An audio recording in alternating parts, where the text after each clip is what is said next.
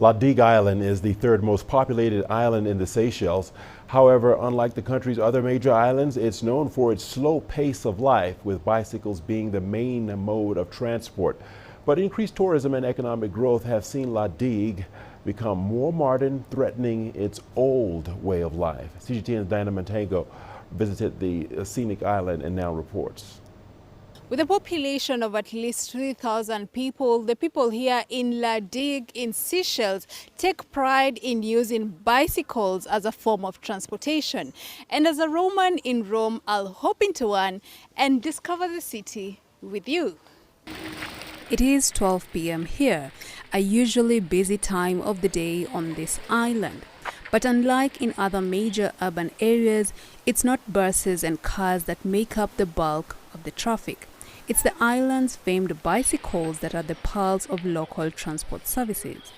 For people on the island, a car is unnecessary, and moving on bicycles is not only much easier, it's also become a way of life here.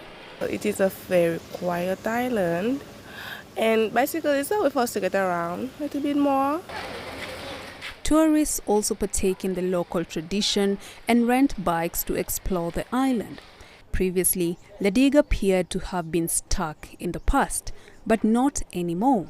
Now the island's tourism sector is growing fast, with increased construction of establishments quite visible.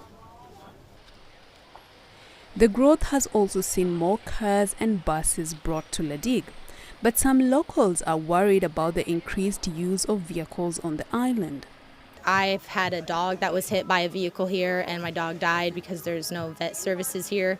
So I personally think that the cars should be removed, that they should keep a few, but we don't need these huge buses and all these big cars, you know? We should keep that island style where we have bicycles, we have ox carts, and then you have a couple electric buggies, and it's way better for the environment. We want to try and keep to our roots and our traditions of the island. La Digue is very small, so we don't want to overcrowd it with popular vehicles that will pollute the island and stuff like this. So we do have electric buggies, which is another alternative, which is better than diesel running vehicles and stuff like this.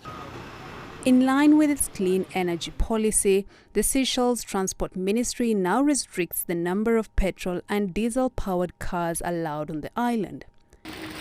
Currently, there are only 60 automobiles.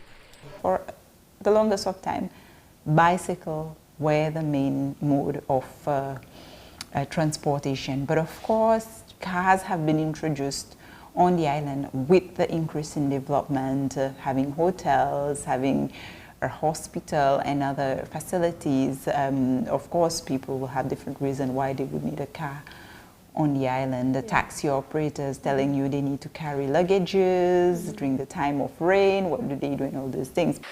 The island boasts of having one of the best beaches in the world and is currently in the process of advancing its status as the eco-capital of Seychelles. Diana Montango, CGTN, La Digue Island, Seychelles.